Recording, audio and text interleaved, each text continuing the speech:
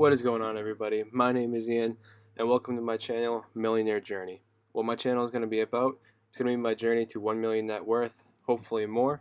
I see too many YouTube channels nowadays where people start with a portfolio of 100,000 or 200,000, and regular guys like us can't figure out how they got there in the first place. So I'm going to be documenting my entire net worth and my portfolio and everything else up until hopefully $1 million, if not more. I did just graduate from college, so currently my net worth is not the greatest. For under assets, my cash and cash equivalent, which is my cash on hand, also my checking and my savings account I have, is a little over $6,000 at $6,138. My Roth IRA is $3,995. I have a defined contribution plan at work. I'll go over that later. And then my cars, the current trade-in value, I just have one car, is $2,807 for a total of $12,037. Under liabilities, for student loans, I have $21,105.56 student loan debt, and also my credit cards are a little over $1,000 because I had a trip planned, and I put that on my credit card in order to not pay it off immediately since I have 0% APR for my first year with that card, giving me a total liability of $22,209.43 and a total current net worth of negative $10,172.35. Jumping into my Roth IRA account I started it a little over 6 weeks ago with the initial inception of $1,841. What that is from, that's from my previous job, 401k. I had a rollover, that way I could actually have complete control over it instead of them investing in mutual funds for me. I'd rather choose my own stocks. As you can see, I've had it for about 6 weeks now. The first 3 weeks were very positive, about 2% each time, but it wasn't until week 4 where I actually had a 9% growth. It really took off then, and then the past 2 weeks I've been down. So currently, over the 6 weeks I've had this account, I've been up 8.81%, which is very good because statistically the S&P 500 has grown 7% annually in its entire lifetime. So 8.81% right now in 6 weeks, still a lot to go for the year, and I'm off to a very good start. Jumping into what I have in this portfolio, I own 15 shares of Bank of America, 17 shares of Carnival, 2 shares of Disney, a little over 2 shares of Microsoft and 3M, 27 shares of New Residential Investment, a little over 9 shares of Realty Income, 3 shares of Pepsi, and 7 shares of Zoom Info. I'll go more into each one when I do a complete portfolio breakdown in most likely my next video.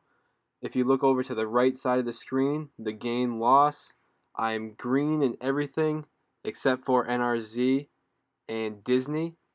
Disney I'm a little bit down on. NRZ, again, a little bit down on, but I'm not too worried. I think both will rebound. I think both will be great picks. Here's a quick pie chart that I have in an Excel spreadsheet of my investments I have. My highest is Realty Income at 18% of my portfolio. I have Microsoft and Pepsi, both 13%, Bank of America 12%, 3M, CCL, and ZI are both 10%, and then my two lowest, ironically enough, are the only two I'm down on are Disney and NRZ, both at 7%. With this portfolio, I am trying to receive a lot of dividends. So far this month, I've received 3 and will receive 2 more. Bank of America, Microsoft, Realty Income, Pepsi, and 3M will be the shares I am receiving dividends in, with a total amount of $10.99, basically $11 because it's 99.9 cents. For the month of June, I am going to receive 1 dividend in the month of July thus far, unless if I buy more or I sell out of some positions. This next thing I'm going to jump into is the DCP I mentioned earlier, my defined contribution plan I have at work. What this is, it's just like any other retirement plan, like a 401k or an IRA, except I cannot invest any of my own money. What happens is my company automatically matches 15% of my paycheck towards this. So currently in this portfolio, I have $2,739. I can only choose certain mutual funds to invest this in. I just chose the basic 2060 retirement because that is when I will retire. However, the reason I'm not counting this as my net worth right now is because since I have been working here for less than 2 years, I cannot receive any of this money. It's on a vested plan, which means less than 2 years, you receive 0% of it. 2 years, you receive 25% of it. 3 years, you receive 50% of it. 4 years, you receive 75%. And 5 years, you receive the full 100% of this account. My goal is to stay with this company for at least 5 years so I can receive the full amount that I will have in this. I will begin to count this towards my net worth once I hit each one of those vested percentages. The last thing I am going to go over is my student loan debt. Right now, I have a total of 5 loans totaling $21,105.56. On this spreadsheet, I have the original balance, which is obviously less because I have some unsub loans. What that is it accrues interest the day you receive it, and I have 2 sub loans which do not accrue interest until you begin payments 6 months after you graduate. I just graduated from college last month. However, with everything that's going on with the pandemic, current interest rates are 0% on these.